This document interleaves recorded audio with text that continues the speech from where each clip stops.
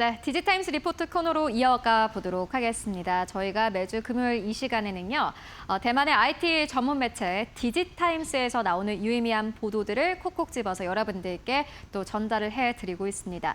반도체 강국 대만에서 또 밀접한 네트워킹을 가진 매체인 만큼 굉장히 중요한 뉴스들 많이 나오고 있는데요. 오늘 첫 번째 뉴스부터 바로 열어보도록 하겠습니다. 첫 번째 뉴스는 삼성전자와 SK 관련된 뉴스입니다. 삼성과 SK가 구글 캠프에서 AI 공급망 협력 확대 나선다라는 제목의 기사가 발행이 됐습니다. 바로 내용 만나보도록 하겠습니다.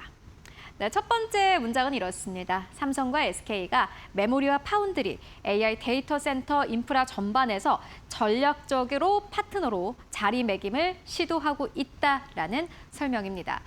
삼성전자와 SK하이닉스는 지금 반도체 업계 안에서 다방면으로 자신의 영향력을 확대하려고 노력을 하고 있습니다. 그런 측면에서 봤을 때 메모리, 파운드리, AI 데이터 센터까지 SK하이닉스도 역시나 마찬가지로 삼성전자에 뒤지지 않고 AI 데이터 센터 쪽에 다시 한번 힘을 쏟아붓고 있는 모습입니다. 두 번째 문장 바로 열어보도록 하겠습니다.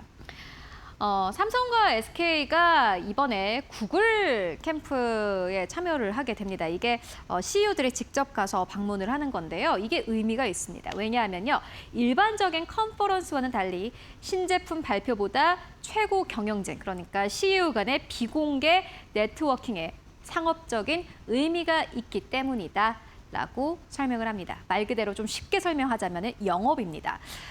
지금까지는 삼성전자, SK하이닉스 사실상 업황의 호조에 따라서 같이 잘 간 부분도 있습니다. 그런데 지금부터 중요한 거는요, AI 데이터 센터에 들어갈 본인들의 칩을 어떻게 또 납품을 하느냐일 텐데, 그러한 측면에서 봤을 때 이번 구글 캠프가 굉장히 중요한 역할을 한다라고 디지타임스는 설명을 합니다. 이어서 마지막 문장 열어보도록 하겠습니다.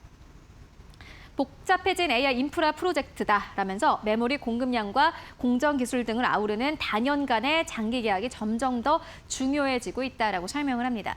장기 계약이 중요하기 때문에 고객사를, 그리고 제대로 된 고객사를 잡는 게 굉장히 중요해진 시대입니다. 이러한 측면에서 봤을 때 삼성과 SK하이닉스가 이번에 이 구글 캠프에서 어떠한 성과를 낼지 CEO들 간의 회동에 여러분들 관심 가져보시면 좋을 것 같습니다. 이어서 두 번째 뉴스 함께 만나보도록 하겠습니다. 두 번째 뉴스는요, 삼성이 중국의 보급형 스마트폰의 중국산 D램 사용을 검토하고 있다라는 보도입니다. 굉장히 의미 있는 보도인 것 같은데, 첫 번째 문장 열어보도록 하겠습니다. 삼성전자가 메모리 가격 급등 영향에 중국 메모리 업체들의 D램을 평가 중이다라고 디지타임스는 설명을 했습니다. 현지에 있는 익명의 소식통을 인용해서 이렇게 보도를 했는데요. 삼성전자가 중국 업체들과 이렇게 컨택을 하고 있다는 내용이었습니다. 두 번째 문장 바로 열어보도록 하겠습니다.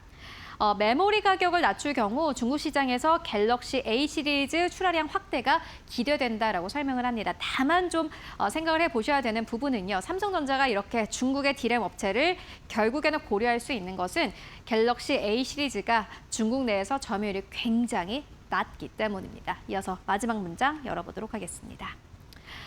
CXMT 같은 경우에는 작년 기준 전 세계 D램 웨이퍼 생산 능력이 약 11%를 차지하고 있고요.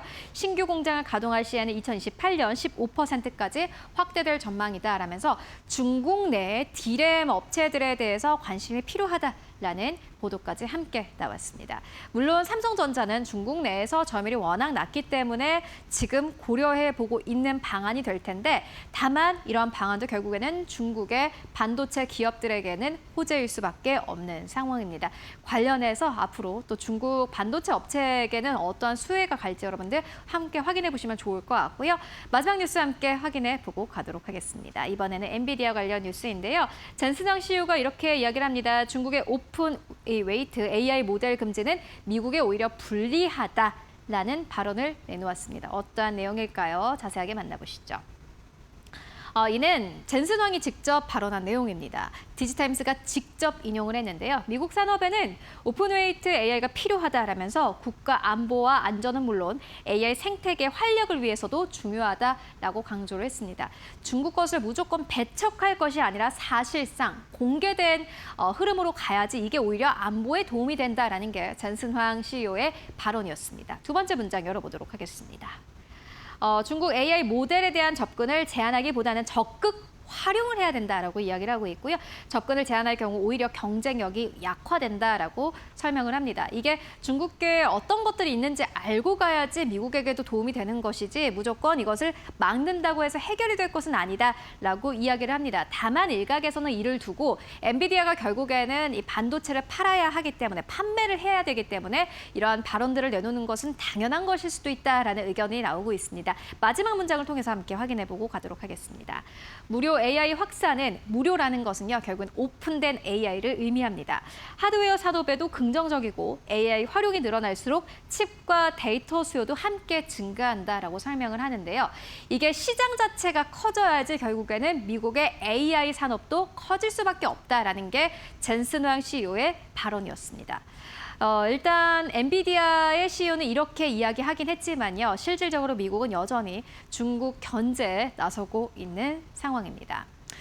이렇게 세 가지 뉴스 함께 만나보고 왔습니다. 결국에는 중국의 기술 자립이 빨라지고 있는 가운데 미국과 한국이 어떤 스탠스로 지금 AI 그리고 반도체 산업에 대하는지 여러분들 함께 확인해 보실 필요가 있을 것 같습니다.